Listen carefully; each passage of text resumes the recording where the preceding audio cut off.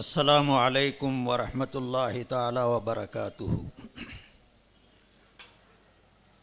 الحمد لله رب العالمين والصلاة والسلام على سيد المرسلين محمد وآله وصحبه أجمعين.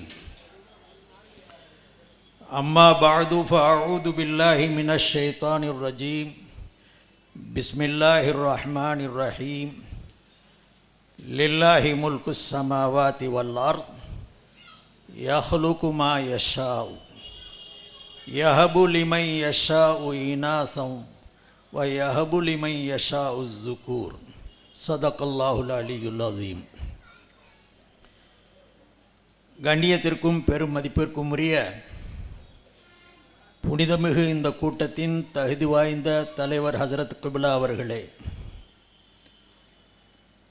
எனக்கு முன்னால் உரையாற்றி அமர்ந்திருக்கக்கூடிய பேரறிஞர் பெருமக்களே, கூட்டத்திற்கு வருகின்றிருக்கக்கூடிய உலமாக்களே, அல்லாஹ்வின் நல்லடியார்களே, கனவான்களே, மதிப்பிற்கும் மரியாதைக்கும் உரிய எனது தாய்மார்களே, சகோதரிகளே, அல்லாஹுடைய மாபெரும் அருளால் பெண்ணியம் காத்த பெருமான் நபி ஸல்லல்லாஹு அலைஹி வஸல்லம் என்ற தலைப்பிலே ஒரு சில கருத்துக்களை உங்களுக்கு முன்னால் எடுத்துச் சொல்ல வேண்டும் என்று நான் பணிக்கப்பட்டிருக்கிறேன். இந்த காலகட்டத்தில் ஒரு முக்கியமான தலைப்பு. இஸ்லாத்திற்கு எதிராக எத்தனை சக்திகள் திரண்டு நிற்கிறதோ அத்தனை பேரும் பொம்பளைகளுக்கு பின்னால் தான் நிற்கிறான். முஸ்லிம் பெண்களை முன்னிறுத்தி தனது மனதிலே தோன்றியதையெல்லாம் எடுத்துச் சொல்லி இஸ்லாத்தையும் எம்பிரான் ஸல்லல்லாஹு அலைஹி வஸல்லம் அவர்களையும் களங்கப்படுத்தக்கூடிய கூடாத முயற்சியில் ஈடுபடக்கூடிய சூழ்நிலை நாம் பார்க்குறோம். இதில் அத்தனை வயலும் ஒத்துமையாக இருக்கிறான். அதில் மேல்நாடு கீழ்நாடுன்னு இல்லை, எல்லா பயலும் திருடன். இதில் என்னடா எல்லாருமே சொல்லக்கூடிய வார்த்தை, இஸ்லாத்தில் முஸ்லீம் பெண்களுக்கு உரிமை கிடையாது, சுதந்திரம் கிடையாது, அடக்கி ஆளப்படுகிறார்கள், துன்புறுத்தப்படுகிறார்கள், ஆகையினால் அதை நாங்கள் காப்பாற்ற பெறப்பட்டிருக்கிறோம்னு சொல்லி இன்றைக்கி பார்லிமெண்ட்டில் வரைக்கும் சட்டம் போடுற சூழ்நிலையை கூட பார்க்குறோம். முஸ்லீம் பெண்களை பாதுகாக்கிறோம்னு தலாக்கு சட்டமெல்லாம் 1000 எதிர்ப்புகளை தாண்டி அதை பாஸ் செய்வதற்காக வேண்டி மிகப்பெரிய முயற்சியிலும் ஆணவத்தன்மையோடு நடந்து கொள்ளக்கூடிய சூழ்நிலையை பார்க்குறோம். ஆனால் அதை எடுத்துப்படுத்துகிறவன் அவன் பொண்டாட்டியவே தெருவில் சுற்ற விட்டுருக்கிறான். அதை பாதுகாக்க வழி இல்லை, அதை எடுத்து சொல்லவன் எவனும் இல்லை.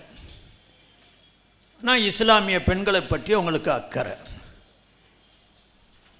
அதுக்காக வேண்டி அவங்க என்னென்னலாம் முயற்சி செய்கிறாங்க, செஞ்சுக்கிட்டு இருக்கிறாங்க இங்கே கூடியது அவங்களுக்கு தெரியும். ஆகையினால இது ஒரு முக்கியமான ஒரு தலைப்பை எனக்கு கொடுத்து பேசணும்னு கேட்டுக்கிட்டாங்க. எனக்கு முன்னால் அழகாக உரையாற்றி அமர்ந்திருக்கிறாங்க ஹசரத் ஷேக் அப்துல்லா ஜமாலி ஹசரத் அவர்கள். நான் கூட ரொம்ப நேரம் யோசித்தேன், மீலாது விழா இதில் மற்ற பெரியவர்களை நாதாக்களை பற்றி ஏன் பேசுகிறாங்க, ரசூலுல்லாவை பற்றி அல்லவா பேசியிருக்கணும் அப்படின்னு கூட சிந்திச்சா. ஆனால் முறை அதை செய்தது தான் சரிங்கிறத எல்லாரும் வழங்க முடியும். ஒரு மரத்துடைய பெருமை அதனுடைய பழத்தை வச்சு தான் முடிவு செய்வோம்.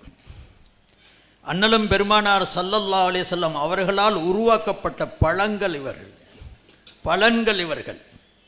இவர்கள் ஆற்றிய ஒவ்வொரு தொண்டும், ஒவ்வொரு முயற்சியும், அவர்கள் செய்த அர்ப்பணிப்பும், இது அத்தனையுமே நபிகள் நாயகம் ஸல்லல்லாஹு அலைஹி வஸல்லம் அவர்களை போய் சார்ந்து நிற்கும். இந்த அடிப்படையிலே தான் அந்த தலைப்பில் அழகானதொரு தமிழகத்தில் மட்டுமல்லாமல் இந்தியா முழுமையிலும் இருக்கக்கூடிய பெரியோர்களை அவர்களுடைய சிறப்புகளோடு அவர்களுடைய தியாகங்களை எடுத்து வைத்து அவருடைய அர்ப்பணிப்புகளை உங்களுக்கு முன்னால் அவர்கள் படம் போட்டு காட்டினார்கள். அல்லாஹ் அவர்களுக்கு நீண்ட நெடிய ஆயுளை கொடுக்க வேண்டும். மோசமான முயற்சிகளை விட்டு அல்லாஹ் அவர்களை காப்பாற்ற வேண்டும். அருமை சகோதரர்களே, பெண்களை பற்றி முழு உலகிலும் இஸ்லாம் எந்த அளவிற்கு அவர்களுக்கு முக்கியத்துவம் கொடுத்தது, அவர்களை எப்படி கீழிருந்தவர்களை மேலே தூக்கியது, அவர்களுக்குடைய அந்தஸ்தை எப்படியெல்லாம் வழங்கி கொண்டு இருக்கிறது என்பதை வரலாறு தெரிந்தவர்கள் நிச்சயம் யாரும் மறுக்க மாட்டார்கள். திருமறை பல இடங்களில் இதை சுட்டி காட்டுகிறது. நீண்ட நெடிய நான் பயான் செய்வதற்கு இல்லை, சில முக்கிய கருத்துக்களை உங்களுக்கு முன்னால் எடுத்து வைக்க வேண்டும் என்பதைத்தான் நான் சொல்ல வருகிறேன். முஸ்லிம் பெண்களுடைய நிலையை நீங்கள் எடுத்து பார்த்தால் எம்பிரான் ஸல்லல்லாஹு அலைஹி வஸல்லம் எந்த அளவிற்கு அவர்களை உயரப்பிடிக்கிறார்கள், அவர்களுக்கு மரியாதை தருகிறார்கள் என்று சொன்னால், முஸ்லிம் பெண்களை பெற்றெடுத்திருக்கக்கூடியவர்களுக்கே சொர்க்கம் கிடைப்பதை வாஜிபு என்றார்கள் நபிகள் நாயகம் ஸல்லல்லாஹு அலைஹி வஸல்லம். சொர்க்கம் கிடைப்பதற்கு பெண்கள் தான் அதற்கு மூல காரணமாக அமைவார்கள் என்பதையே பெருமானார் ஸல்லல்லாஹு அலைஹி வஸல்லம் அப்படி சுட்டி காட்டினார்கள். ஏராளமான ஹதீஸ்களை நீங்கள் பார்க்கலாம். நபிகள் பெருமானார் ஸல்லல்லாஹு அலைஹி வஸல்லம் சொன்னார்கள், பெண் மக்களை பெற்றெடுக்கக்கூடிய நன்மக்கள் சொர்க்கவாதிகள் என்பதை அண்ணலும் பெருமானார் ஸல்லல்லாஹு அலைஹி வஸல்லம் அழகாக சித்தரித்தார்கள். நாமெல்லாம் பார்க்குறோம், பொம்பளை பிள்ளை பெற்றுட்டா கஷ்டப்படுறவங்க இருக்கிறான். பலருடைய அந்த எஃபெக்ட் இவர்களுக்கும் நமது சமுதாயத்தில் வந்துடுதுன்னு காரணத்தினால தான். இல்லாட்டின்னா எந்த வீட்டில் பெண் பிள்ளைகள் இருக்கிறாங்களோ, பெண் மக்களை பெற்றெடுத்தவர்கள் மிகப்பெரிய சீதேவிகள், கொடுத்து வைத்தவர்கள், முறையாக பராமரித்து அன்பு காட்டி அவர்களுக்கு சிறப்புகளை வழங்கி அவர்களை திருமணம் செய்து கொடுத்து விட்டால் மிகப்பெரிய வணக்க வழிபாடுகள் கூட அவருக்கு தேவையில்லை. அந்த பெண் மக்களே அவர்களை சொர்க்கத்திற்கு அழைத்து செல்வார்கள் என்று நபிகள் நாயகம் ஸல்லல்லாஹு அலைஹி வஸல்லம் சொல்லுகிறார்கள். மன் கான லஹு ஸலாசு பனாத்தின் யுவீஹின்ன வ யக்ஃபீஹின்ன வ யர்ஹமுஹுன்ன ஃபகத் வஜபத் லஹுல் ஜன்னah. ஒரு முறை ஸல்லல்லாஹு அலைஹி வஸல்லம் சஹாபாக்களை அமர்த்தி சொல்லுகிறார்கள், 3 பெண் பிள்ளைகளை பெற்றெடுத்து யாராவது ஒருவன் பரிவாசத்தோடு இரக்க சிந்தையோடு நல்லொழுக்கத்தோடு வளர்த்து அந்த ஆளாக்கி விட்டால் அவனுக்கு சொர்க்கம் வாஜிப் என்றார்கள் நபிகள் நாயகம் ஸல்லல்லாஹு அலைஹி வஸல்லம். 3 பொம்பளை பிள்ளையை பெற்றெடுத்து இரக்கத்தோட கிருபையோட கருணையோட நல்லொழுக்கப்படுத்தி அவங்கள வாழ்க்கையை நீடிட்டாங்கன்னா சொர்க்கம் கடமையாகிவிட்டது என்று நபிகள் நாயகம் ஸல்லல்லாஹு அலைஹி வஸல்லம் சொல்ல, சஹாபாக்கள் ஒருத்தர் சொன்னார், நாயகமே 3 பேருக்கு சொல்லியிருக்கிறீங்க, 2 பேருக்கும் சொல்லியிருக்கலேண்டாங்க. ஏண்டா அவருக்கு 2 பொம்பளை பிள்ளை தான் இருந்திருக்குது. ஸல்லல்லாஹு அலைஹி வஸல்லம் கால பாதுல் கௌலி கௌமி இஸ்னத்தைனி யா ரசூலல்லாஹ் கால இஸ்னத்தைன். இன்னொரு சஹாபி சொன்னார், நாயகமே 1 பொம்பளை பிள்ளைக்கும் சொல்லியிருக்கேன். ஸல்லல்லாஹு அலைஹி வஸல்லம் 1 பொம்பளை பிள்ளைக்கும் சொன்னாங்க. அப்போ 1 பொம்பளை பிள்ளைய கூட பெத்தெடுத்து நீ வளர்த்து சரி பண்ணிட்டா சொர்க்கம் போகிறதுக்கு உன்னுடைய பெரிய அமல்கள்லாம் தேவையில்லை. அந்த பிள்ளையை உன்னைய சொர்க்கத்துக்கு கூட்டு போகணுன்னா அந்த பெண் பிள்ளைக்கு இஸ்லாம் கொடுத்துருக்கக்கூடிய மரியாதை யோசிச்சு பாருங்க. சொர்க்கத்துக்கு அழைச்சி போகக்கூடிய அளவிற்கு தகுதி உள்ள ஒரு கூட்டமாகத்தான் பெண்களை இஸ்லாம் சித்தரிக்கிறது. எம்பிரான் ஸல்லல்லாஹு அலைஹி வஸல்லம் அவர்கள் சித்தரித்து காட்டினார்கள். ஏராளமான ஹதீஸ் இருக்கிறது இது போன்று இருக்கக்கூடிய ஹதீஸ்களை. ஒருவன் தன்னுடைய பெண் பிள்ளையை மணமுடித்து கொடுத்தான். ஏதோ ஒரு காரணத்தினால் மாப்பிள்ளையை விட்டு பிரிந்து மாப்பிள்ளை மரணித்த காரணத்தினாலோ அல்லது அவன் அந்த பெண்ணை தலாக்கு விட்ட காரணத்தினாலோ அல்லது வீட்டை விட்டும் அநியாதமாக துரத்தப்பட்டு விட்ட காரணத்தினாலோ அந்த பெண் பிள்ளை தன்னுடைய தகப்பன் வீட்டுக்கு வறுமையானால் அந்த தகப்பன் அந்த பெண்ணை இரக்க சிந்தையோடு நடத்துவானேயானால் அந்த பெண்ணின் மீது செய்யப்படக்கூடிய ஒவ்வொரு செலவும் ஒவ்வொரு தொகையும் ஒவ்வொரு பொருளும் மகத்தான தான தர்மம் என்றார்கள் நபிகள் நாயகம் ஸல்லல்லாஹு அலைஹி வஸல்லம் அவர்கள். அந்த பெண்ணின் மீது செய்யப்படக்கூடிய யா சுராகத் இப்னு ஜாஷம் அலா அதுல்லுக அலா ஆலமி சதகா இன்ன இப்னதக மர்தூதத்துன் அலைக் லைஸ லஹா காசிபுன் கைருக். சுராகா, மிகப்பெரிய தான தர்மத்தை சொல்லி தரட்டுமா?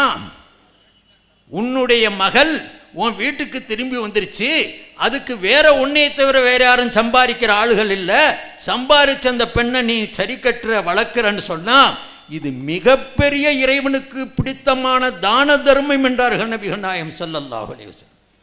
எந்த அளவிற்கு இஸ்லாம் பெண்களை உயர்த்தி பிடிக்கிறது என்பதை பாருங்கள்.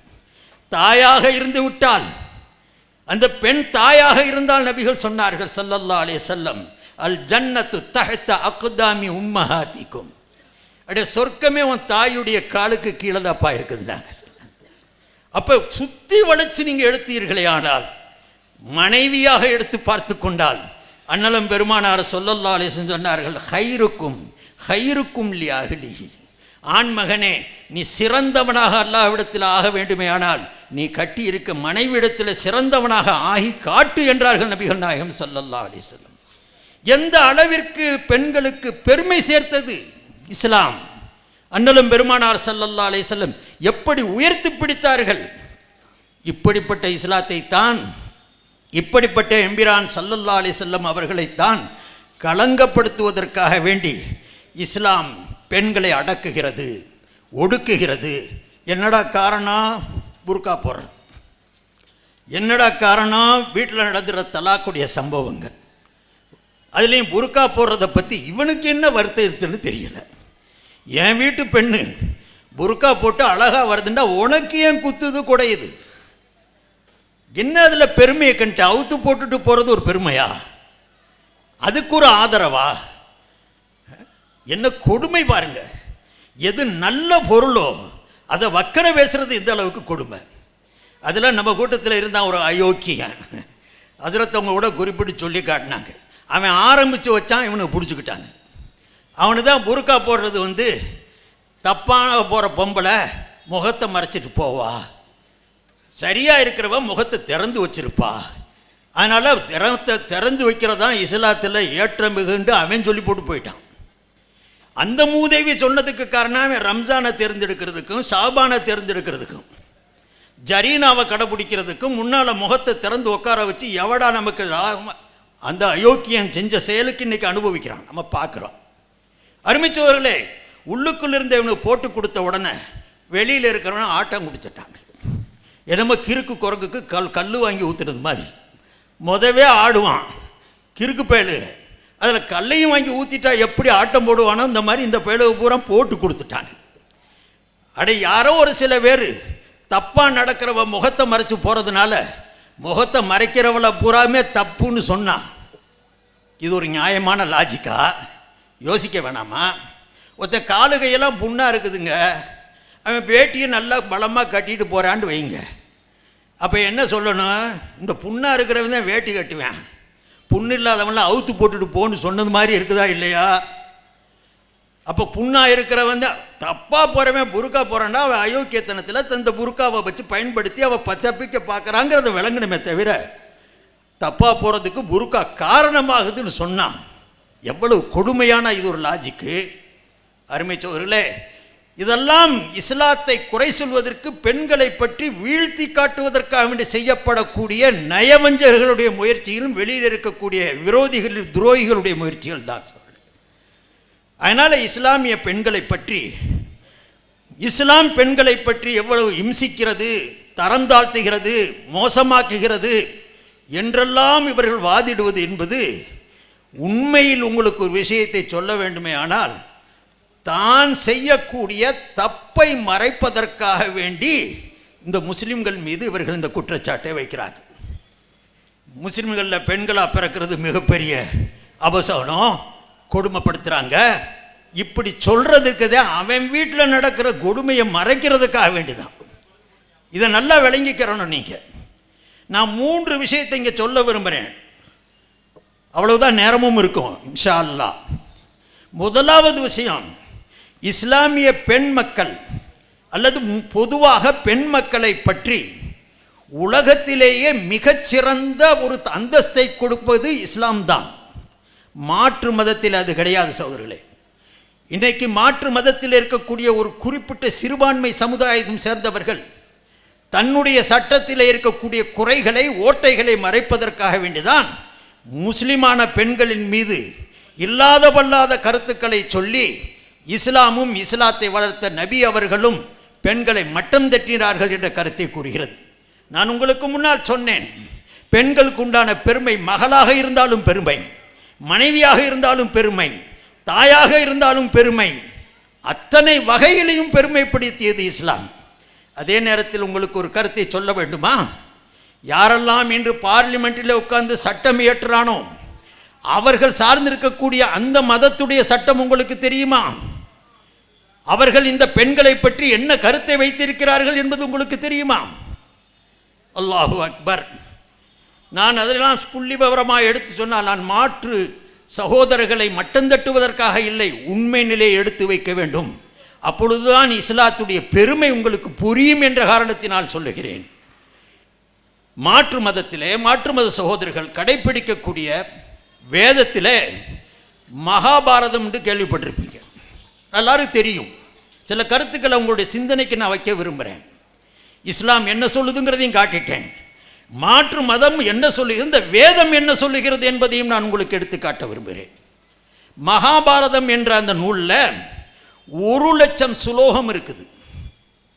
1,00,000 ஆயத்துன்னு சொல்லுங்க, குரானில் ஆயத்துன்னு சொல்றது மாதிரி வழங்குறதுக்காக வேண்டி சொல்றேன். 1,00,000 சொற்றொடர்கள் இருக்குது மகாபாரதத்தில். அந்த 1,00,000 சொற்றொடர்கள்ல பகவத்கீதைன்னு சொல்லி 700 சொற்றொடர்களை தொகுத்து கொடுத்திருக்கிறாங்க. 700, 1,00,000 700 பிரித்து அதில் பகவத்கீதைங்கக்கூடிய வேத நூலாக அது மக்களுக்கு மத்தியில் போதிக்கப்படுது, எடுத்துக்காட்டப்படுது. அந்த 700 சுலோகங்கள் 18 அத்தியாயங்களுக்கு கீழ் எழுதப்பட்டிருக்குது. நான் புள்ளி விவரத்தை தர்றேன், எடுத்து பார்க்கலாம். இப்போலாம் பூரா கம்ப்யூட்டர் காலம், நெட்டுக்கள் நீங்கள் யார் எடுத்தும் பார்க்க முடியும். இது ஒரு மறைமுகமான பொருள் அல்ல, மறையக்கூடிய பொருளும் அல்ல. இப்போ 1,00,000 சுலோகத்தில் இருந்து 18 அத்தியாயங்களை பிரித்தெடுத்து 700 சுலோகங்களாக பகவத்கீதை என்று சொல்லப்படுகிறது. அதிலும் சொல்லுவார்கள், அந்த குறிப்பிட்ட சமூகத்தை சேர்ந்தவர்கள், இறைவன் மனிதனுடன் பேசியதற்கு பேர் கீதை, பகவத்கீதை. இறைவன் மனிதனுடன் பேசியதற்கு பெயர் கீதை. மனிதன் இறைவனுடன் பேசியதற்கு பெயர் திருவாசகம். இறைவன் மனிதனிடத்தில் பேசுவதற்கு பெயர் கீதை. இறைவன் மனிதனுக்கு எதை சொல்லுகிறானோ அதுக்கு பேர் கீதை. மனுஷன் இறைவனுக்கு எதை சொல்லுவானோ, இறைவனை பற்றி இறைவனுடைய முன்னால மனுஷன் எதை சொல்லுவானோ அதுக்கு பேர் திருவாசகம். மனுஷன் மனுஷனுக்கு எதை சொல்லுவானோ அதுக்கு பேர் திருக்குறள். இதை 3 பிரித்து சொல்லுவாங்க. அப்போ கீதை பகவத்கீதையுடைய அருமை தருது. அது இறைவன் மனிதனுக்கு சொன்ன சொற்றொடர்கள், சுலோகங்கள். அந்த சொற்றொடரில் பகவத்கீதை அத்தியாயம் 9, சுலோகம் 32, 34 சுலோகம் கொண்டது அந்த 9வது அத்தியாயம். அதில் 32வது சுலோகத்தில் என்ன சொல்லப்பட்டிருக்கு தெரியுமா? இவங்க தான் நம்மளை சொல்கிறாங்க, இஸ்லாமும் நபியும் பெண்களை பற்றி ரொம்ப தரந்தாழ்த்துறாங்க, அவமதிக்கிறாங்க, கேவலப்படுத்துகிறாங்க, ஒடுக்குறாங்க, சுதந்திரம் இல்லை என்று ஆக்குறாங்க. அப்போ நாங்களெல்லாம் அந்த பெண்களுக்கு அந்த உரிமையை கொடுக்குறோம், உங்களை வாழ்த்துறோம், போற்றுறோங்கிறது மாதிரி வெளியே கொண்டு வர்றாங்க. ஆனால் பகவத்கீதையில் 9வது அத்தியாயத்தில் 32வது சுலோகத்தில் சொல்லப்பட்டிருக்கிற கருத்து என்ன தெரியுமா? பெண்களும், நல்லா கேளுங்க, அந்த சனஸ்கிருதத்துடைய மொழியும் என்கிட்ட இருக்குது, அது சொன்னால் எனக்கே சொல்கிறது கஷ்டம், நீங்கள் எங்கே புரிய போகிறீங்க? அதனுடைய மொழிபெயர்ப்பை சொல்கிறேன் நான். பெண்களும் வைசியர்களும் சூத்திரர்களும் பாவ யோனியிலிருந்து பிறந்தவர்கள். பகவத்கீதையில் இருக்குது. எல்லா குலத்திலும் இருக்கக்கூடிய பொம்பளைகளை, அதே மாதிரி வைசியர்கள், நீங்கள் பிரம்மாவுடைய தலையிலிருந்து 4 குலமாக பிறந்தாங்க. 1வது பிராமணர், 2வது சத்திரியது, 3வது வைசியர், 4வதாக பிறந்தவர் ஒரு சூத்திரர், ஹரிஜன். தலையிலிருந்து பிறந்தா பிராமணன், தோல்லிருந்து பிறந்தா சத்திரியன், வயிற்றிலிருந்து தொடையிலிருந்து பிறந்தா வைசியன், காலில் இருந்து பிறந்தா அவனுக்கு பேர் சூத்திரன், ஹரிஜன். அதே பெரியார் கூட அப்போ சொல்லுவார், எங்கேருந்து பிறக்கணுமோ அங்கிருந்து ஒரு வயலும் பிறக்கலடான்ட்டு. அப்போ தலையிலிருந்து தோல்லிருந்து பிறந்தவொன்னு விட்டுட்டானுங்க. ஒட்டுமொத்த பெண்களும், எல்லா பெண்களும், அது பிராமணத்தியாக இருந்தாலும் சரி, அது சத்திரியர்களாக இருந்தாலும் சரி, வைசியர்களாக இருந்தாலும் சரி, ஹரிஜன்களாக இருந்தாலும் சரி, அத்தனை பெண்களும், அதுக்கு அடுத்து வைசியர்கள், 3ஆம் நிலையிலே உள்ள வைசியர்களும், 4ஆம் நிலையிலே இருக்கக்கூடிய சூத்திரர்கள் ஹரிஜன்களும், இந்த 3 இனத்தாரும் பாவ யோனியிலிருந்து பிறந்தவர்கள். பாவத்தில் பிறந்தவங்க. மொத்த கொச்சையா சொன்னா வேற மாதிரி போயிடும், மேடையுடைய ஒழுக்கம் இல்லாமல் போயிடும். அதனால அதனுடைய விளக்கம் பாரதியார் என்ன சொல்லியிருக்கிறாருன்னு அவங்களுக்கு சொல்ல வருகிறேன். இந்த கவிக்குடைய பொருளும் பாரதி சொல்லும் பொழுது, பாவிகளை என்னை பணிவார் ஆயினும் மாதவர் ஏனும் வைசுவர் ஏனும் சூத்திரரும் பரகதி பெறுவார். இது பாரதியார் சொல்றார். அதாவது மொத்தமா விளக்கி அதை மறைச்சு சொல்றாரு. பாவிகள் என்னை பணிவாராயின், பாவிக யாரு? 3 ரத்தம் என்றார். 1 மாதர், 2வது வைசியர், 3வது சூத்திரர். இந்த 3 பேருமே அவங்க தவம் செஞ்சு என்னை கட்டலாம். ஆனால் இவங்களெல்லாம் இழிநிலை உடையவர்கள். இந்து மதத்துடைய வேதம் குறிப்பிடுகிறது, அனைத்து பெண்களும் பாவ யோனியில் பிறந்தவர்கள் என்று சொன்னால் கீழ்நிலை உள்ளவர்கள், கேவலப்பட்டவர்கள், ஈண்டு இமயம்பப்பட்ட, அதே விளக்கத்தில் வருது, நீங்க எடுத்து பார்க்கலாம் புத்தகத்தில். ஈண்டு இயம்பப்பட்ட இந்த 3வரும் கீழான கேவலமான பிறவிகள் வேதம் சொல்லுது. அப்போ பெண்ணாக பிறக்கிறதே, நான் வைசீரை விட்டுல இங்கே பேச வரல, சூத்திரரை நான் இங்கே பேச வரல, பெண்களை பற்றி ஒட்டுமொத்த கருத்து என்ன சொல்லுது? கீழானவர்கள், கேவலமானவர்கள், பாவத்தின் அடிப்படையிலே பிறப்பையே கொச்சைப்படுத்தக்கூடிய வேதம் அது. அவங்க இஸ்லாத்தை சொல்றதுக்கு என்ன நியாயம் இருக்கு? சிந்திக்க வேண்டும். சொல்லல, அவர்கள் பாவ யோனியில் பிறந்தவர்கள், பாவத்தின் அடிப்படை கீழானவர்கள். அதிலும் சொல்லுகிறார்கள், பொதுவாக பெண் மக்களை கீழான பிறவியர் என்பது இயற்கைக்கு ஒத்ததொரு சொல்லாகும். அத்தனை பொம்பளைகளையும் கீழான பிறவின்னு சொல்றது இயற்கையானது, உண்மையானது, சத்தியமானது. இதே இதில் விளக்க எழுதுறாங்க. இப்போ அவங்க நம்ம முஸ்லிம்களை பற்றி, இஸ்லாமும் நபிகள் பெருமானார் ஸல்லல்லாஹு அலைஹி வஸல்லம் அவர்களும் இப்படி பெண்களை கேவலப்படுத்துகிறார், கொச்சைப்படுத்துகிறான்னு சொல்றவங்க பிறப்பையே கேவலப்படுத்துறாங்க. பிறந்ததே தப்புங்கிறாங்க, கேவலமான பிறவிங்கிறாங்க, கீழான பிறவிங்கிறாங்க. இன்னும் நான் அந்த கொச்சையான வார்த்தைகளை பயன்படுத்தினா மேடை அலங்க நல்லா இருக்காதுங்கிறக்காக நான் சொல்றேன். பாவ யோனியில் பிறந்தவர்கள் என்று சொல்லுவது எவ்வளவு மோசமான ஒரு கருத்து. இப்படிப்பட்டவர்களா நம்மை பற்றி ஏசி பார்ப்பது, இப்படிப்பட்டவர்களா நமக்கு சட்டம் போடுவது, என்னுடைய இஸ்லாமிய பெண்களையாவது குறைந்த அளவிற்கு விட்டு விடுங்கள் என்று சொல்லும் பொழுது அதற்கு மனமுரண்டாக சட்டங்களை போட்டு இஸ்லாத்தையும் இஸ்லாத்தை கொண்டு வந்த அத்தனை பேர்களையும் கேவலப்படுத்த முனைவது எவ்வளவு பெரிய அனாச்சாரம் என்பதை உங்களுக்கு விளக்குவதற்காக வேண்டிதான் இந்த கருத்தை விளக்கிறேன். ஆக இஸ்லாம் பெண்களாக, நான் உங்களுக்கு முன்னால் ஒரு ஆயத்தை படித்தேன். அல்லாஹ் சொல்கிறா, அதில் வானம் பூமியுடைய அத்தனை அரசாட்சியும் இறைவனுக்கு சொந்தம். லில்லாஹி முல்கு ஸமாவாதி வல் அர்த் யஹ்லுகு மா யஷா. அல்லாஹ் நாடுவதையெல்லாம் படைக்கக்கூடியவன், படைக்கிறான். சொல்லிட்டு அடுத்து சொல்றாங்க சகோதரர்களே, யஹபு லிமன் யஷாஉ இனாஸன் வ யஹபு லிமன் யஷாஉ ஸுகூர் அவ் யுஸவ்விஜுஹும் ஸுக்ரானன் வ இனாஸா வ யஜ்அலு மன் யஷாஉ அகீமா. திருமறையில் சொல்றான் அல்லாஹ் மக்களுக்கு விரும்பியதெல்லாம், தான் நாடியதையெல்லாம் படைக்கிறான். உங்களுக்கு அல்லாஹ் குழந்தை செல்வத்தை கொடுக்குறான். அல்லாஹ் கொடுக்குற நியமத்துக்களை, படைக்கிறதெல்லாம் படைக்கிறான். உங்களுக்கு குழந்தை செல்வத்தை கொடுக்குறான். பிள்ளை குட்டி இல்லாதவங்கள்ட்ட கேட்டு பாருங்க, குழந்தையுடைய அருமை தெரியும். குழந்தை என்பது செல்வம். அந்த செல்வத்தை அல்லாஹ் வழங்குறான்னு இந்த ஆயத்தில் சொல்லும்போது அந்த குழந்தைகளை பிரித்து பார்த்து வரிசைப்படுத்தி அல்லாஹ் என்ன சொல்றான் தெரியுமா? யஹபு லிமை யஷாஉ இனாசன். அல்லாஹ் யாருக்கு நாடுகிறாரோ அவர்களுக்கு பெண் மக்களை கிஃப்டாக தருகிறான். முதலாவது பொம்பளை பிள்ளைகளை சொல்லப்படுது. பிள்ளைகளே நமக்கு செல்வம் தான், ஆணா இருந்தான்னா பெண்ணா இருந்தான்னா. ஆனால் நேமத்தாக யுழத்தின்னு சொல்லலை, யஹ்லுகுலக்கும்னு சொல்லலை, யஹபுலிமை யஷா. குழந்தை என்பது காட் கிஃப்ட், இறைவனிடத்திலிருந்து கிடைக்கக்கூடிய மிகப்பெரிய பரிசளிப்பு. அதை சொல்லும் பொழுது ஆண் மக்களுக்கு முந்தி அல்லாஹ் பெண் மக்களை சொல்லி காட்டுகிறான். எந்த அளவிற்கு பெண் மக்களுக்கு குர்ஆன் முக்கியத்துவம் கொடுக்கிறது என்பதை உங்களுக்கு நான் சொல்ல விரும்புகிறேன். நபிகள் நாயகம் ஸல்லல்லாஹு அலைஹி வஸல்லம் அவர்களுக்கு ஆண் மக்களும் பிறந்தார்கள், பெண் மக்களும் இருந்தார்கள்.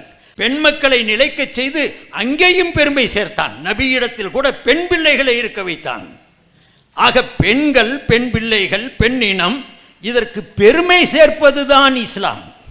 அவர்களுக்கு பெருமை கொடுத்தது தான் இஸ்லாம். பள்ளிக்கு வர வேணாம், வீட்டில் தொழுதுக்குங்க, இதை சில பேர் தப்பாக எடுத்து சொல்ல ஆரம்பித்தான்.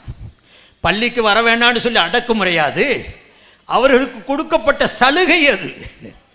நீங்கள் பள்ளிக்கு வந்து சிரமப்பட வேணாம், அம்மா வீட்டில் தொழுங்க. வெளியே இங்கே தொழுது 27 மடங்கு வாங்குறாரு பாருங்க, அந்த 27 மடங்கு நீங்கள் வீட்டுக்குள்ளே தொழுதா கிடைக்கும்டாங்க நபிகள் நாயகம் ஸல்லல்லாஹு அலைஹி வஸல்லம். ஒரு ஆண்மகன் பள்ளிக்கு வந்து ஜமாத்தோட தொழுவானே ஆனால் ஒரு தொழுகைக்கு 25ஆக 27ஆக கிடைக்கும் என்று சொன்ன நபிகள் நாயகம் ஸல்லல்லாஹு அலைஹி வஸல்லம் பெண் மக்களை குறிப்பிட்டு காட்டும் பொழுது உங்களுக்கு அந்த சிரமப்பட வேண்டியதில்லை, பள்ளிக்கு வந்து அவதிப்பட வேண்டியதில்லை, கூட்டத்தோடு கலக்க வேண்டியதில்லை, உங்கள் இருப்பிடத்திலேயே இருந்து கொண்டு தொழுங்கள். பள்ளிக்கு வந்து தொழுதால் ஒரு தொழுகைக்கு ஒரு நன்மை கிடைக்கும், ஒரு பங்கு கிடைக்கும். வீட்டுக்குள்ளேயே இருந்து நீங்கள் தொழுவீர்களே ஆனால் ஒரு தொழுகைக்கு 27 மடங்கு கிடைக்கும் என்றார்கள் நபிகள் நாயகம் ஸல்லல்லாஹு அலைஹி வஸல்லம். இது அடக்குமுறையாக சொன்னதா, சலுகையா சொன்னதா? அவதிப்படுத்துறதுக்கு, கேவலப்படுத்துறதுக்கு சொன்னதா, உங்களுக்கு கௌரவமாக கொடுத்ததா? நீங்கள் இங்கே வரவே வேண்டாம், கொண்டாந்து உங்கள் வீட்டில் தர்றேன்னு ஒருத்தர் சொன்ன அது கேவலமா? அந்த மாதிரி பெண்களுக்கு பெருமை சேர்த்தது தான் ஜமாத்திலிருந்து வர வேண்டிய தேவையில்லை என்று சொன்னது சகோதரர்களே. எத்தனை சட்டங்கள் இருக்கிறதோ அத்தனையுமே பெண்களுக்கு உண்டான சலுகை அது.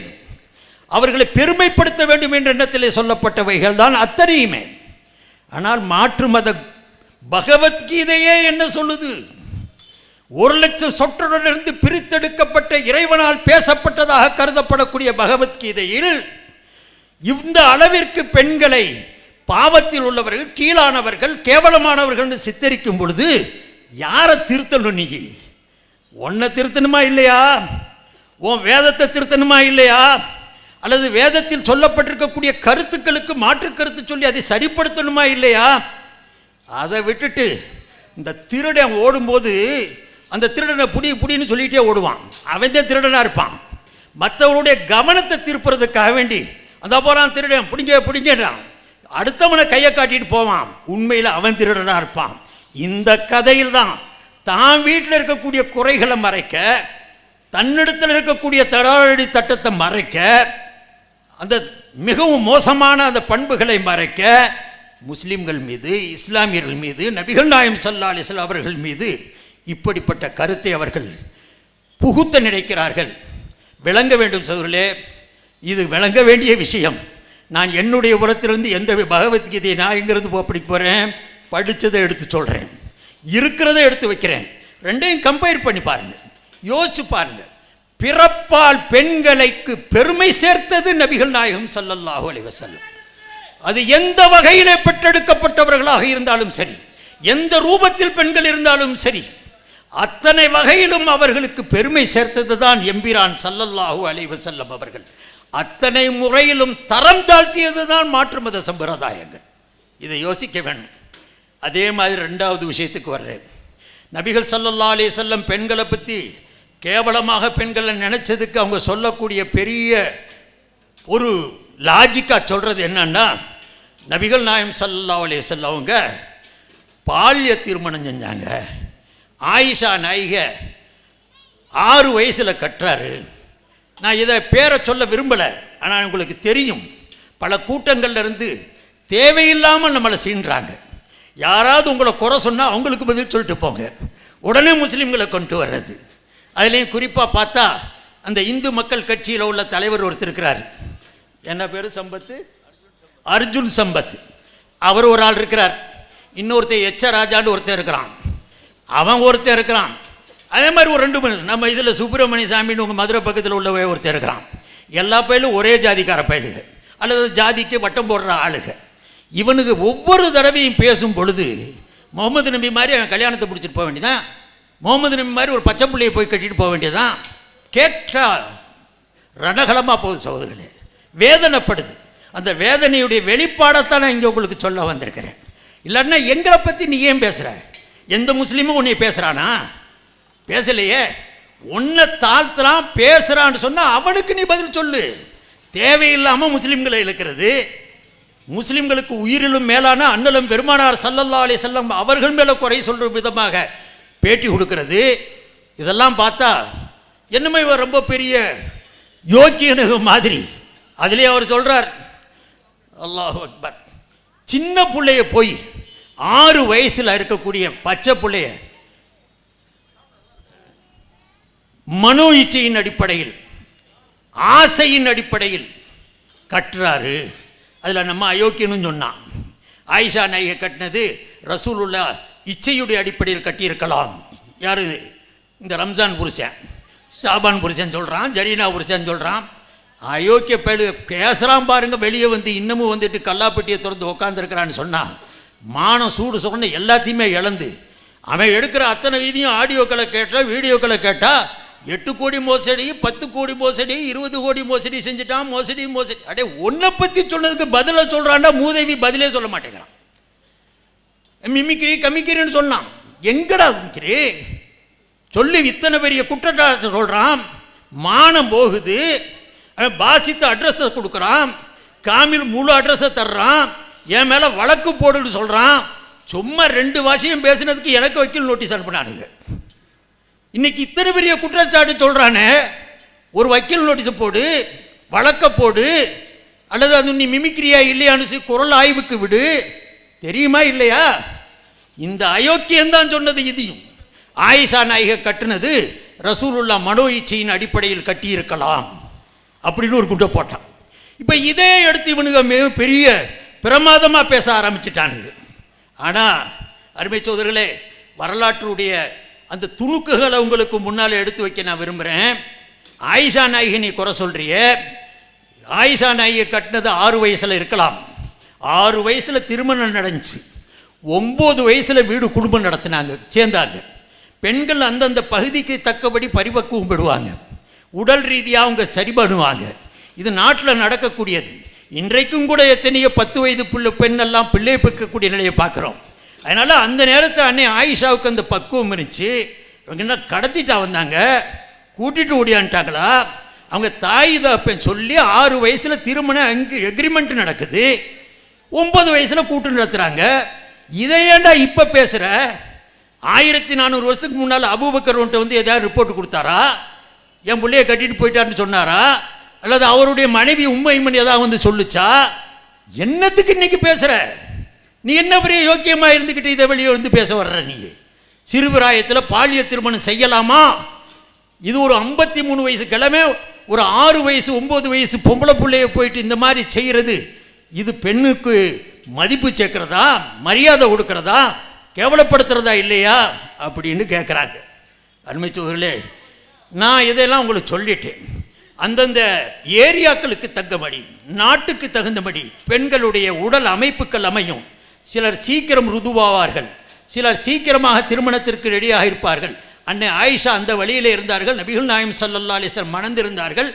ஏறத்தாழ அவர்கள் 18-9 9 காலங்கள் வாழ்க்கை நடத்தினாங்க. என்றைக்குமே ஆயிஷா நாயகி குறை சொல்லலை. நீ ஏன்டா சொல்கிற? அவங்க கட்டியிருந்த ஆயிஷா நாயகி என்னைக்காவது கிழமை என்னை கட்டிட்டு போயிட்டான்னு சொல்லிச்சா? அதில் சொல்கிறதுக்கு ஏதாவது தடை இருந்துச்சா? எதுவுமே இல்லை. இங்கே உட்காந்துக்கிட்டு நீ ஏன்டா பேசுகிற? அப்போ நீ யோக்கியனமாக இருக்குமா இல்லையா? நீ முழுமையாக அதை ஃபாலோ பண்ணுறவனா இருக்கணுமா இல்லையா? ஓம் வேதம் அதை சரி செய்கிறதா இருக்கணுமா இல்லையா? சகோதரர்களே, எடுத்து பார்த்தா ராமனுடைய வரலாறு, சீதையை கட்டினதா உங்களுக்கு தெரியும். நான் இந்த ராமாயணம்ங்கிறது கதையா, காவியமா, கற்பனையா, சம்பவமா, வரலாறா, இதை நான் உங்கள்கிட்ட பேச வரலை. அது யாரோ அவங்களுடைய விருப்பத்துக்கு இருக்கலாம். ஒரு சமயம் உண்மையான சம்பவம் என்று ஒரு பேச்சுக்கே வைத்து கொண்டாலும் கூட அதை நீங்கள் எடுத்து பார்த்தா, ராமே சீதையை கட்டுற நேரத்தில் சீதைக்கு வயசே 6 தான். சீதைக்கு வயசே 6 தான், ராமனுக்கு வயசு 12. எடுத்துப்பார் ராமாயணத்தை. கம்ப ராமாயணத்துக்கு போகாத, அவன் மறைச்சு போட்டான் எல்லாத்தையும். வால்மீகி ராமாயணம் அசல் ராமாயணம் சனஸ்கிருதத்தில் எழுதினது, விளங்குதா? அவன் எழுதியிருக்கிறத எடுத்து பாரு. எப்போ ஆஞ்சநேயரை 12 வயசு தன்னுடைய மனைவி மேலே சந்தேகப்பட்டு காட்டுக்கு அனுப்புறது பிறகு ஆஞ்சநேயர் சீதை முன்னால் வந்து நிற்கும் போது அந்த சீதை அம்மா சொல்லுது, 18 வருஷம் ஆச்சு நான் சேர்ந்து வாழ்ந்தேன் அவர் கூட. 6 வயசில் கல்யாணம் முடித்து 12 வருஷத்தில் நான் வாழ்க்கை நடத்திட்டு 18வது வயசில் காட்டுக்கு வர வேண்டியதாயிருச்சு. ஆஞ்சநேயரிடம் சீதை அம்மா ஒப்புச்ச அந்த ஒப்புதல் இருக்குது. இதே ராமாயணத்தில் இருக்குது, வால்மீகி ராமாயணத்தில் இருக்குது. அல்லாஹு அக்பர். அந்த வாசகத்தோடு சொல்ற ஒரு சின்ன வாசகம் தான். அஷ்டாதச வருஷாணி மம ஜென்மணி கன்யதே, சனஸ்கிருத மொழியில் இருக்குது. வால்மீகி ராமாயணத்தில் சொல்லுது, நான் 18 வயதுல இங்கே காட்டுக்கு வந்து சேர்ந்துட்டேன். 12 வயசு வாழ்ந்தேன், சேர்ந்து 6 வயசில் கல்யாணம் ஆச்சு அப்படிங்கக்கூடியத சீதையே சொல்லுது. அது மட்டுமல்ல, இன்னொரு இடத்துல அதே சனஸ்கிருத மொழியில் இருக்குது. சொன்னால் நேரமாயிருங்க, நான் வெறும் மொழிபெயர்ப்பு சொல்கிறேன். நான் சிறுபிரேமா உன்னை கட்டி இருக்கும்போது என் மேலே என்னைய எந்த சந்தேகம் படலையப்பா.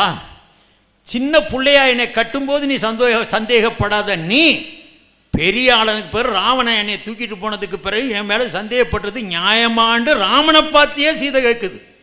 இதுவும் இருக்குது. அது மட்டுமல்ல சகோதரர்களே, இன்னும் கொஞ்சம் டீப்பாக போனீங்கண்டா அந்த வேதம் என்ன சொல்லுது தெரியுமா? 8 வயசு பொம்பளை பிள்ளைக்கு ஆயிட்டா கல்யாணம் பண்ணி கொடுத்துடணும்னு சொல்லுது. இந்து மத வேதத்தில் இருக்குது. நீங்கள் வாங்க, உங்களுக்கு ரெஃபரன்ஸ் தர்றேன் நான். 8 வயசுக்கு ஆனதற்கு முன்னாலேயே அந்த பொம்பளை பிள்ளையை கட்டி கொடுக்கணும். நீ பேசலாமா ஆயிஷா நாயை பற்றி? உன் வேதம் இப்படி சொல்லுதே. சரி, 8 வயசுக்கு முன்னாலேயே கட்டி கொடுத்துடணும்னு சொல்லிட்டு விட்டு தொலைஞ்சிருந்தாலும் பரவாயில்ல. நீ 8 வயசுக்கு மேலே அந்த பொம்பளை பிள்ளைய வீட்டில் வச்சு அந்த பொம்பளை பிள்ளை ருதுவாகி மேஜராகி அதுக்கு மாதவிடாய் வருதுன்னா, இந்த 8 வயசுக்கு முன்னாலே இந்த பிள்ளையை கட்டி கொடுக்காத கொடுமைக்கு அந்த பிள்ளையுடைய மாதவிடாயை கல்யாணம் முடிக்கிற வரைக்கும் தகப்பன் குடிக்கணும்னு வருது. தான் மகளுடைய ருதுவை மாதவிடாய அவன் கல்யாணம் முடிச்சு கொடுக்குற வரைக்கும் தகப்பன் குடிக்கணும்னு வருது. அப்போ என்ன, அந்த 8 வயசுக்கு முன்னாடியே முடிச்சு கொடுத்துடணுங்க. இப்போ இவ்வளவு அழுத்தமாக உன்னுடைய வேதத்தில் ராமச்சந்திரஜியை பற்றி சீதாஜியை பற்றி இப்படி சொல்லப்பட்டிருக்கும் போது வாயையும் நவ துவாரங்களையும் மூடிக்கிட்டுல இருந்திருக்கணும். அதை விட்டு போட்டு அன்னை ஆயிஷா மேலே நீ இவ்வளோ பெரிய குற்றச்சாட்டு வைக்கிறதுண்டா எவ்வளோ பெரிய அனாச்சாரியம் சகோதரர்களே, அற்பத்தனம் தானே.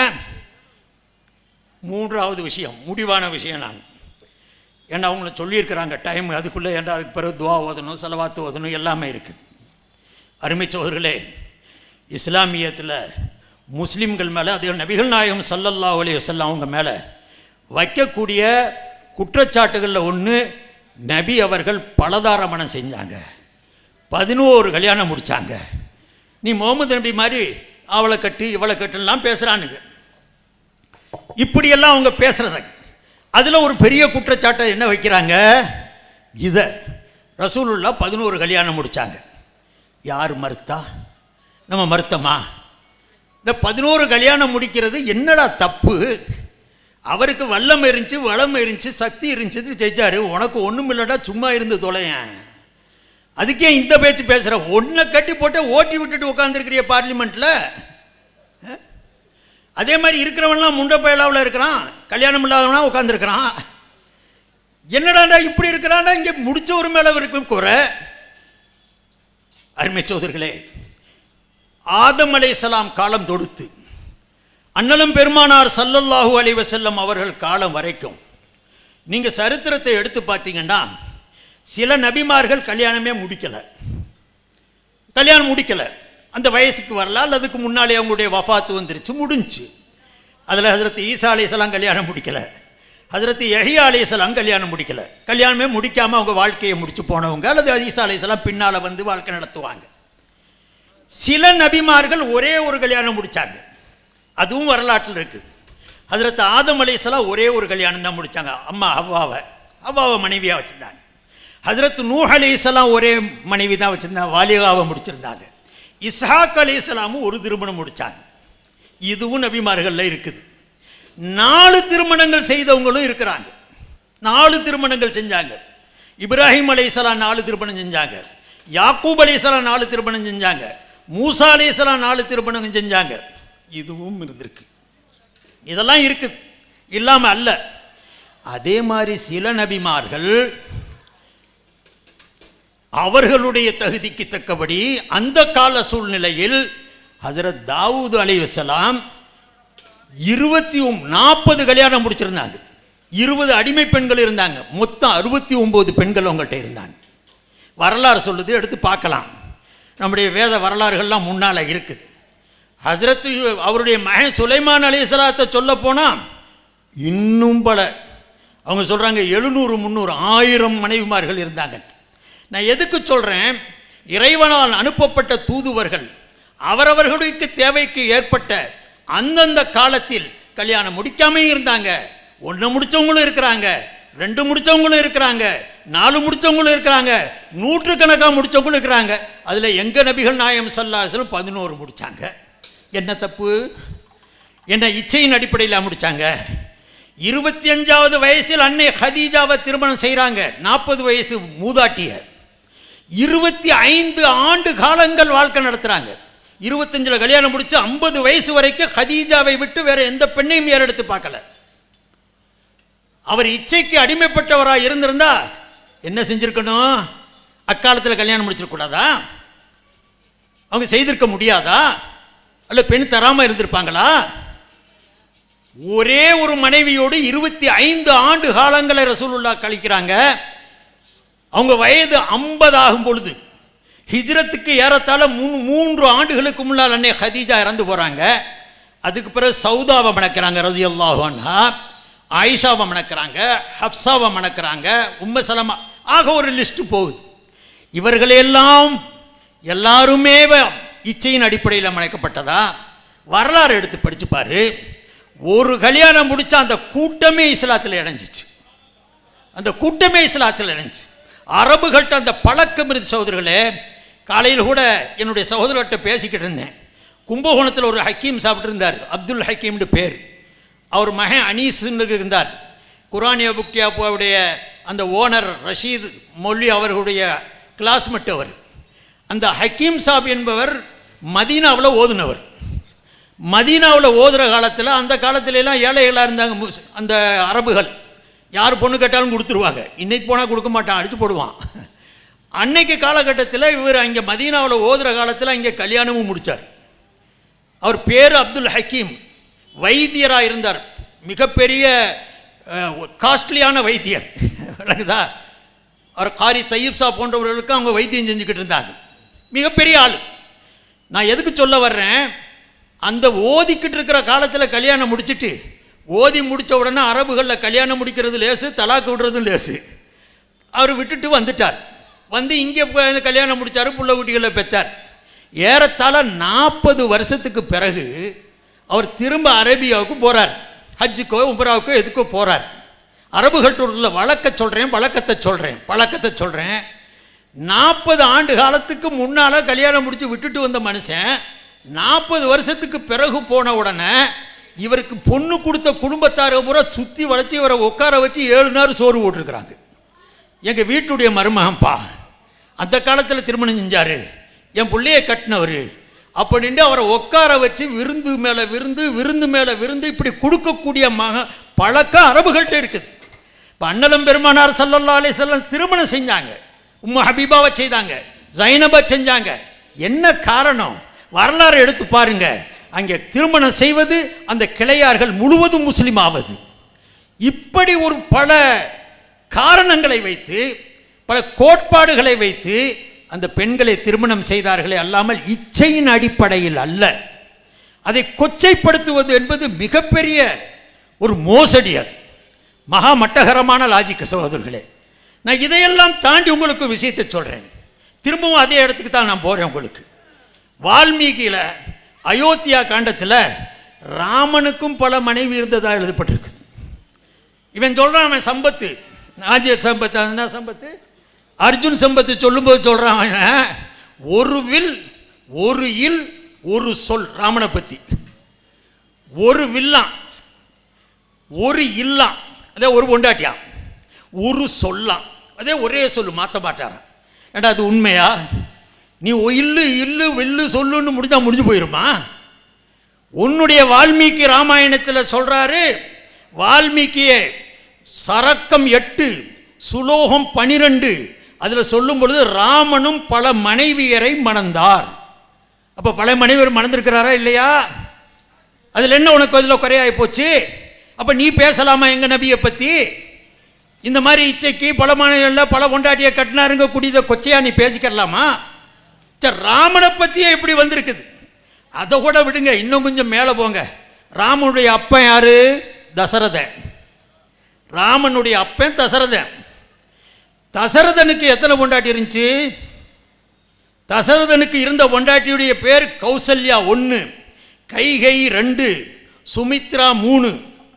கௌசல்யாவுக்கு பிறந்தது ராமன், கைகைக்கு பிறந்தது பரதன், சுமித்ராவுக்கு பிறந்தது லட்சுமணன், சத்ருகன் லட்சுமணன். இது 2 பேர். சரி, இதாவது போய் 3 கட்டி வச்சிருந்துருக்கிறான். வேற இதெல்லாம் 4 வருது. நான் அதே விளக்கமாக போகலை, இன்னொன்னையும் மேலே கொண்டு வரேன் பாருங்க. அதே இதில் எழுதியிருக்கிறாங்க ராமாயணத்தில். அதில் பார்த்து எழுதி நீங்கள் எடுத்து படிக்கிறேன் பாருங்க. தசரதனுக்கு இருந்த துணைவியார், மனைவி 3. துணைவின்னு சொன்னால் விளங்கிக்கங்க யாருக்கு சொல்கிறதுன்ட்டு. அவருக்கு இருந்த துணைவி 60,000. விளங்கிருச்சா? தசரதே ராமனுக்கு அப்பன். அவன் கட்டின பொண்டாட்டி 3. அவன் வச்சிருந்த துணைவியார் எத்தனைங்க? 60,000. பெரியார் அந்த காலத்தில் சொல்லுவார், ஒரு முனிசிபாலிட்டியாக இருந்தால் 20,000 பேர் இருக்கணுன்ட்டு. இவன் 3 முனிசிபாலிட்டியை கட்டி வச்சிருக்காண்டான்ட்டு. உண்மை தானே? இவ்வளோ பெருசா அதுலேயும் கணக்கு போட்டு சொன்னான். ஒரு பொண்டாட்டியை தொடுத்து திரும்ப அந்த பொண்டாட்டியை தொடணும்னா 169 வருஷம் கழியணுன்ட்டு. ஏடா இத்தனை ஓட்டையை நீ வச்சுக்கிட்டு பலமாம் ஊரறிய நாடறிய ஒவ்வொன்றையும் சொல்லி கல்யாணம் 11 கல்யாணம் எங்கள் நபி செஞ்சாங்கண்டா. இது பெண்களுக்கு செய்யக்கூடிய அநீதமா? எந்த பெண்ணாவது இப்போ முறையிட்டாங்களா? 11 மணிமேல நபியை குறை சொல்லி வாழ்க்கையில் எங்க நபியுடைய ஒவ்வொன்றும் எழுதப்பட்டிருக்கு. கதை இல்லை, அது குறிக்கப்பட்டிருக்குது, வரலாறு பதியப்பட்டிருக்குது. எங்க நபியுடைய சொல்லையும் செயலையும் வடித்து கொடுத்த 5 லட்சம் பேருடைய வரலாறும் பதியப்பட்டிருக்கு. அப்படி பாதுகாக்கப்பட்ட மார்க்கம் எங்க மார்க்கம். நபிகள் நாயகம் ஸல்லல்லாஹு அலைஹி வஸல்லத்துடைய ஒவ்வொரு வாழ்க்கையுடைய அங்கமும் வாழ்க்கையுடைய பகுதியும் ஒவ்வொரு சொல்லும் செயலும் ஆதாரத்தோடு அறிவிப்பாளர் தொடரோடு பதியப்பட்டிருக்கக்கூடியது. கதையும் கலாச்சாரமும் காவியமும் கற்பனையும் கலந்தது அல்ல. அதனால 11 கல்யாணம் முடிச்சாங்க. அதுக்கு தேதி இருந்துச்சு, இவ்வளவு வருஷம் வாழ்ந்தாங்கன்னு இருந்துச்சு, இப்படி அவங்கள்ட்ட வாழ்க்கை நடத்தினாங்கன்னு இருந்துச்சு, ஒவ்வொருவர்கிட்டையும் இத்தனை பேர்கிட்ட அவங்க மனைவி தங்குனாங்கன்னு இருந்துச்சு. இது எல்லாமே வரலாற்று பூர்வமா இதெல்லாம் இருக்க. இதை ஏடா குறை சொல்ற? ஓ மார்க்கத்தில் இன்னைக்கும் பார்க்குறோம். நீ ஒன்றை கட்டுன்னு சொல்கிற, தசரதே அத்தனையை கட்டி வச்சிருக்கிறான். சரி, ஒன்றை கட்டி போட்டு அதுக்கு அல்லாமல் எல்லை இல்லாமல் வச்சுக்கிறலான்னு வைக்கிறியப்பா. எங்கள் மார்க் அப்படி சொல்லலை. நாளை கல்யாணம் முடியும்னு சொல்லுது, நாளையும் கட்ட சொல்லலை. உனக்கு வசதி இருக்குது, தேவை இருக்குது, 4 வரைக்கும் செஞ்சுக்கிறலான்னு சொல்லுச்சு. அவ்வளோதானே தவிர முஸ்லீம்கள்லாம் நிறையா கல்யாணத்தை முடித்து புள்ளையே பெற்றுட்டாங்க, அதனால் முஸ்லீம்களுடைய எண்ணிக்கை கூடுது. பைத்தியகாரத்தனமான வாதம். இவ்வளோ பெரிய கூட்டத்தில் கை தூக்கி சொல்லுங்க, எவங்க 4 கல்யாணம் முடித்த ஒரு ஆளாக இருப்பான்? ஒருத்த கூட இருக்க மாட்டான். 2 கல்யாணம் முடித்தவனும் இருக்க மாட்டான். ஒன்றுக்கு பின்னால் ஒன்று முடிச்சிருப்பான், அது வேறு விஷயம். ஒரு நேரத்தில் ஒன்றை வச்சு ஒப்பத்துறதே பெரிய காரியமாக இருக்குது. 2யும் 3யும் எவன்டா யோசிக்கிறான்? அப்போ ஏன் இஸ்லாத்து மேலே உள்ள ஒரு அவப்பெயரை சொல்கிறேன்? பலதார மனம்ங்கிறது இஸ்லாத்தில் பெண்களை கொடுமைப்படுத்தக்கூடிய மாதம். ஏண்டா சொல்கிற? சொன்னமா அவங்கள பலதார மனம் எப்போ முடிக்க சொல்லுச்சு? ஃபஇன் ஹிஃப்தும் அல்லா தஅதிலு ஃபவாஹிதத்தன். முறையா நடக்கணும், சரியா பங்கு கொடுக்கணும், வாழ்க்கையில சமமா நடத்தணும். அப்படி முடியலன்னா உன்னோட நில்லுன்னு நமக்கு குர்ஆன் சொல்லி கொடுக்குது. அதை ஃபாலோ பண்ணக்கூடிய கூட்டம் தான் இது. முஸ்லிம்கள் பெருகிறாங்க பிள்ளைய பெற்றா பெருகிறாங்க. அட யோசிச்சு பார்க்க வேணாமா? உன்கிட்ட இருக்கிற பிள்ளையோட எங்கள் பிள்ளையோட கூடவாயிருச்சு. நிச்சயமாக பெருகிறாங்க, நான் மறுக்கலை. அது பெருகிறதுக்கு காரணம் ஓ மதம் காரணம். ஓ மதத்தில் இருக்கக்கூடியவனை அவனுக்கு ஒப்பத்தை தெரியலை, அவனை ஏற்றத்தாழ்வு வச்ச, அவனுக்கு பிறப்பால் அவனுக்கு கொடுமை செஞ்ச, பிறப்பால் தாழ்ந்தவன் சொன்ன, எந்த நிலையிலும் அவனுக்கு உயர வரக்கூடாதுன்னு திட்டம் போட்டு செய்கிற, இன்னைக்கு வரைக்கும் செயல் வழிவில் அது செய்கிற, பொறுக்க மாட்டாமல் உன்னை விட்டு கிளம்பி எங்கள்கிட்ட வர்றான். நாங்கள் பயந்துக்கிட்டு அவனை சேர்க்க மாட்டேங்கிறோம். டே நீ வந்து தொலைகிற, அவன் எங்களை பின்வாட்டான். அங்கே மாறி போட்டால் தாய் வீடு திரும்புதான். என்னடா நாய் வீடு திரும்புது அங்கே போனால் மட்டும்? இங்கே வந்துட்டு சொன்னால் மதமாற்றம், வற்புறுத்தல். எந்த இடத்துல இருக்குது? காசை கொடுத்து மதம் மாத்திரதாண்டா. எங்களை 700-800 ஆண்டு காலம் ஆண்டுட்டு போயிட்டான் அவன் மோலாயர்கள். அவன் என்னைக்கே எல்லாத்தையும் ஆகிட்டு போயிருப்பான். எங்கள் மார்க்கத்தில் லா இக்ராஹ ஃபித்தீன், நிர்பந்தம் கிடையாது, வற்புறுத்தல் கிடையாது. சிந்திக்க சொல்லுது, சிந்திச்சு பாருது. சிந்திக்கிறான், நமக்கு எங்கடா விமோச்சனம் இருக்குன்னு இருக்கான். பார்த்தான், இங்கே வாடாங்கிறான். ஒரே கலிமா லா இலாஹ இல்லல்லாஹ் முஹம்மது ரசூலுல்லாஹ் சொல்லு, ஒரு சப்புல நில்றாமா. நீ என்னதான் செய்ய? நம்ம மதுரையில் ஒரு பெரிய கூட்டம் 1000 பேர் சேர்ந்து ஹிந்து ஆகிறோம்னு ஒரு பேச்சுக்கு வச்சுக்கோங்க.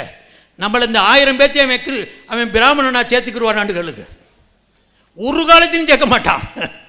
ஏன்னா அவன் நம்மளை எந்த நிலையில் வைப்பான் தெரியும். அதனால் இந்துக்கள் யோசிக்கிறாங்க, சிந்திக்கக்கூடிய காலம் இது. முந்தி தான் போடுறா சாமிண்டா கூடுறா கும்பிடுக்கிட்டு இருந்தான். இன்னைக்கு அப்படி அல்ல, அறிவு பெருக்கமான காலம். சிந்திக்கிறான், எங்கடா விமோச்சனம் இருக்குன்னு பார்க்குறான். இங்கே எல்லாத்தையும் மட்டம் தட்டிக்கிட்டே இருக்கிறானேன்னு பார்க்குறான். நமக்கு அங்கே போயிட்டா ஒரு மரியாதை கிடைக்குது, மதிப்பு கிடைக்குது. இந்த ரூபத்தில் தான் அவர்கள் இஸ்லாத்தை நோக்கி வர்றாங்களே, அல்லாமல் காசுக்கும் பழக்குமா எங்கள் ஆளுகளே வக்கத்து இல்லாமல் கிடக்கிறான். இவனை காசு கொடுத்தா மாற்ற போகிறான், இல்லாட்டி மிரட்டி மாற்றுற அளவுக்கு எங்கள்கிட்ட என்னடா வல்லமை இருக்குது? என்ன வல்லமை வச்சு நாங்கள் மிரட்ட போகிறோம்? நிச்சயமாக பெறுகிறாங்க. நபிகள் பெருமானார் ஸல்லல்லாஹு அலைஹி வஸல்லம் சொன்னார்கள், இந்த மார்க்கம் இப்படியே இருந்து விடாது.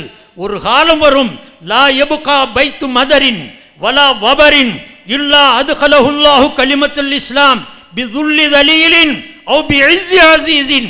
உலகத்தில் இருக்கக்கூடிய கோபுரமாக இருந்தாலும் சரி, குடிசையாக இருந்தாலும் சரி, இந்த இஸ்லாம் புகுந்தே தீரும் என்றார்கள் நபிகள் நாயகம் ஸல்லல்லாஹு அலைஹி வஸல்லம்.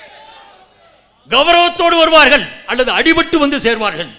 இந்த சுப்பிரமணிய சாமி வீட்டிலையும் எங்க முஸ்லீம் இருக்கிறான் தெரியுமா? எத்தனை பேர் இங்கே எங்கெல்லாம் மதம் பேசுகிறாங்களோ, எழுத்து பேசுகிறாங்களோ, அந்த வீட்டுக்குள்ளே ஒரு முஸ்லீம் நுழைஞ்சுதான் இருக்கிறான். நீங்கள் எடுத்து பார்க்கலாம் சரித்திரத்தில். அதனால இஸ்லாம் வரும், பிதுல்லி தலீலின் பிஇஸ்ஸி அஸீஸின்.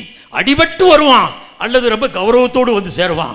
இஸ்லாம் பரவும், இஸ்லாம் மேலோங்கும். அதற்கு காரணம் அடாவடித்தனம் அல்ல, அதற்கு காரணம் அகம்பாவம் அல்ல. அதில் இருக்கக்கூடிய சிறந்த கொள்கை, திறந்த கொள்கை. அண்ணலும் பெருமானார் ஸல்லல்லாஹு அலைஹி வஸல்லம் சொன்னார்கள், அல்லாஹு அக்பர், லா ஃபதுல லில் அரபிய்யி லில் அரபிய்யி அலல் அஜமிய்யி. அல்லாஹ், எந்த அரபிக்கும் அஜமி மேல பெருமையே கிடையாது என்றார்கள் நபிகள் நாயகம் ஸல்லல்லாஹு அலைஹி வஸல்லம். குலத்தால் இங்கே பெருமை இல்லை, வங்கிஷத்தால் பெருமை இல்லை. அல்லாஹ், பிலால் ஹபஷிக்கு கொடுக்கப்பட்ட உரிமை பெருமை உத்துபாவுக்கு கிடையாது, ஷைபாவுக்கு கிடையாது, அபு லஹபுக்கு கிடையாது, அபு ஜஹலுக்கு கிடையாது. காரணம் என்ன? பிலால் என்ன பெரிய உயர்ந்த குலத்தை சேர்ந்தவரா? அருமை சோதர்களே, இஸ்லாம் கொடுத்திருக்கக்கூடியது தியாகத்திற்கும் இறை அச்சத்திற்கும் கொடுக்கக்கூடிய மரியாதையை அல்லாமல் இங்கே பிறப்பால் பெருமை இல்லை, குலத்தால் பெருமை இல்லை, மொழியால் பெருமை இல்லை. அரபிக்கு அஜமியின் மீது கிடையாது, அபியலுக்கு அசுவது மேல கிடையாது, வெள்ளையனுக்கு கருப்பன் மேலும் எந்த பெருமை கிடையாது. அல்லாஹுக்கு மத்தியிலே, அல்லாஹுடைய முன்னாலே அவன் தக்குவா என்ற இறையச்சம் இருக்க வேண்டும், அர்ப்பணிப்பு இருக்க வேண்டும். அதை வைத்துத்தான் இஸ்லாம் பெருமையை கொடுக்கிறது. வேறு எதன் மூலமும் பெருமையை பெற முடியாது என்ற தத்துவத்தை இஸ்லாம் போதித்த காரணத்தினால் அந்த தத்துவம் எடுபடுகிறது. மக்கள் சிந்திக்கிறார்கள், வாழ்க்கையிலே பார்க்குகிறார்கள், அதை கொண்டு வருகிறது. சோதரர்களே, ஒரே ஒரு நிகழ்ச்சியை சொல், நான் என்னுடைய பேச்சை முடிக்கிறேன். ஹஜ்ரத் பிலால் ஹபஷி ரலியல்லாஹு பேர் வந்துட்டதுனால எனக்கு நினைவுக்கு வந்துருச்சு. ஃபத்ஹ் மக்கா, மக்கா வெற்றி கொள்ளப்பட்டுச்சு. மக்களெல்லாம் குழுமி இருக்கிறாங்க. லுஹர் நேரம் வந்துச்சு. லுஹருக்கு பாங்கு சொல்லணும். முதல் பாங்கு மக்காவுடைய காபாவின் மீது ஒலிக்க போகுது. ஒவ்வொருத்தரும் எதிர்பார்க்குறாங்க, இந்த சிறப்பு எனக்கு வேணும், பாங்கு சொல்லக்கூடிய பெருமை எனக்கு வேணும். ஒவ்வொருவருக்கும் ஆசை. குறைஷ் குல மக்கள், குலத்தால் உயர்ந்து நின்றவர்கள், அக்காலத்தில் இந்த குல பெருமை பேசியவர்கள், பிலால் ஹபஷியை தூசித்தவர்கள், முசாபை வெறுத்தவர்கள், சுஹைபை ரூமியை வெறுத்தவர்கள், சல்மான ஃபாரிசியை விரட்டியவர்கள், வெளிநாட்டவர்கள் என்று தூசித்தவர்கள். அப்பொழுதுதான் எண்ணற்ற பேர்கள் முஸ்லிமாயும் இருந்தார்கள். ஃபத்ஹ் மக்காவுடைய அன்றைய தினத்திலே குழுமிய மக்களுக்கு மத்தியிலே அன்னலம் பெருமானார் ஸல்லல்லாஹு அலைஹி வஸல்லம் அவருடைய சைகையை எதிர்பார்த்து நிற்கிறார்கள். யாருக்கு அந்த உரிமை கிடைக்கிறது என்று. வாழ்க்கையெல்லாம் தியாகம் செய்து ஓர் இறைவனை நம்பியதற்கு அத்தனை ஒப்பற்ற துன்பங்களை ஏற்றிருந்த ஹஜ்ரத் பிலாலை பார்த்து நபிகள் நாயகம் ஸல்லல்லாஹு அலைஹி வஸல்லம் சொன்னார், பிலாலே எழுங்கள், பாங்கு சொல்லுங்கள் என்றார்கள். ஹஜ்ரத் பிலால் ஹபஷி எழுந்து நின்று அல்லாஹு அக்பர், அல்லாஹு அக்பர், எல்லாருக்கும் முன்னால் மிகப்பெரிய அழைப்பை கொடுக்கிறார்கள். அந்த சூழ்நிலையிலும் கூட அப்போதுதான் முஸ்லீமாக இருந்த சிலர் இன்னும் இஸ்லாம் அவரிடத்தில் ஊடுருவவில்லை, உறுதி பெறவில்லை, ஈமான் உறுதி பெறவில்லை. அன்றைய காலகட்டத்தில் முஸ்லீமான ஒரு 4 மக்கள் அங்கே அமர்ந்திருக்கிறார்கள். பேர் உசைதுன்னு வருகிறது, சுஹைலுன்னு வருகிறது. இவர்கள் ஒருவர் சொன்னார், இந்த மாதிரி கன்றாவியை பார்க்காம எங்கள் அப்பன் போய் சேர்ந்தது நல்லதாக போச்சுட்டு. பிலால் ஒரு கருப்பினத்தை சேர்ந்தவர், அழகும் கிடையாது, அங்கீகாரமும் கிடையாது, பொருளாதார வசதியும் கிடையாது, வாழ்க்கையெல்லாம் அடிமைப்பட்டு கிடந்து மீடேறி வந்த இந்த மனிதனுக்கு இந்த பெருமையா? காபா மேலே ஏறி நின்று பாங்கு சொல்கிற அளவுக்கு இந்த பெரிய பெருமையை கொடுத்துட்டாரு முகமது. நல்ல வேலையாக போச்சு, எங்கள் அப்பன் மௌத்தா போயிட்டான்ட்டு. இந்த கன்றாவியை பார்க்கலையேன்ட்டு. அல்லாஹு அக்பர். ரெண்டாவது ஆள்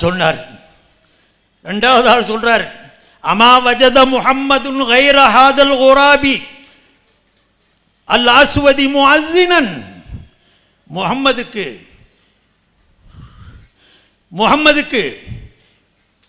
இந்த கருங்காக்கையா இருக்கிற முகம்மதை விட்டுட்டு வேற ஆளும் முஅஸ்ஸின் கிடைக்கலையாண்டார். வக்கன பேசுறார். மூணாவது அவர் சொல்றார், கூடிய சீக்கிரம் இந்த நிலம் மாறிடும், நமக்கு கண்ணியம் வந்துடும். நாலாவது அபூ சுஃபியான் உட்கார்ந்துருந்தார். அவர் சொன்னார், நான் எந்த கருத்தும் சொல்ல விரும்பலை, நான் பாட்டுக்கு சொல்ல போக ஜிப்ரீல் வந்து இங்கே போட்டு கொடுக்க மாட்டிக்கிறேன், நான் சொல்ல மாட்டேன் ஒன்றுண்டார். 4 பேரும் பேசிட்டு அமர்ந்திருக்கிறாங்க. நபிகள் நாயகம் ஸல்லல்லாஹு அலைஹி வஸல்லம் 4 பேரையும் கூப்பிட்டாங்க. நீ இதை சொன்னியாண்டாங்க. அப்போ அபூ சுஃபியான் சொன்ன, ரசூலுல்லாஹ் நான் ஒன்றுமே சொல்லலை. ரசூலுல்லாஹ் ஃபதஹிக ரசூலுல்லாஹி ஸல்லல்லாஹு அலைஹி வஸல்லம். அருமை சகோதரர்களே, இஸ்லாத்தின் இது மாண்பு. இது அந்த குறைஷ் குல தலைவர்களுக்கு மத்தியிலே பிலாலை தூக்கி நிறுத்தியது எது?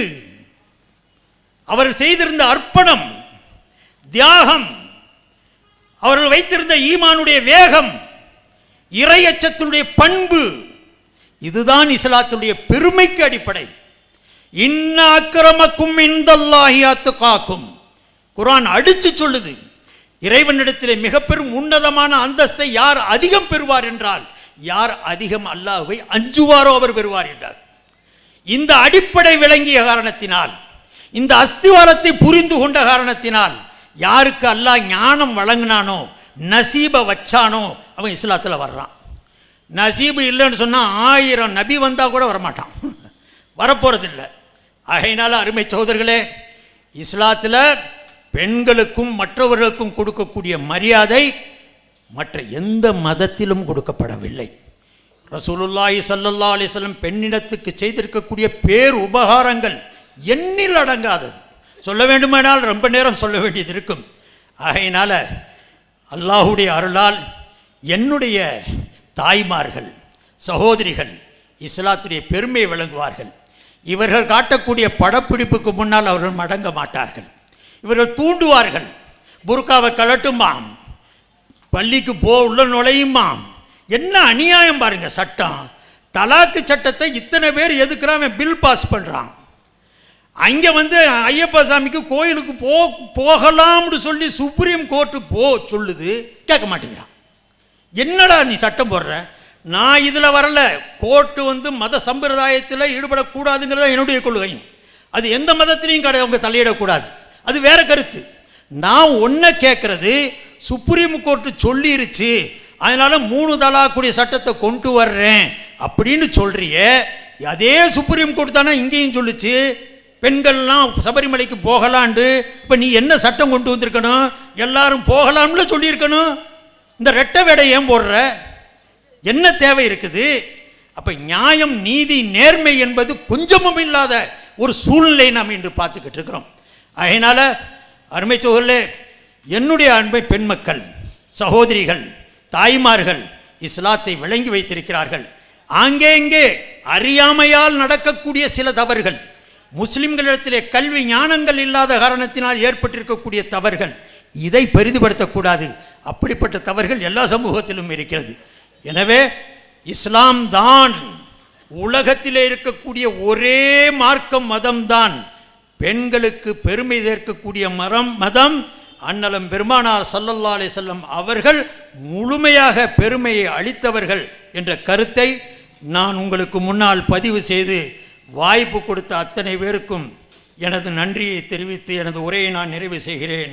வா ஆஹிரு தாவானா அல்ஹம்துலில்லாஹி ரப்பில் ஆலமீன். அஸ்ஸலாமு அலைக்கும் வரஹ்மத்துல்லாஹி வபரகாத்துஹு.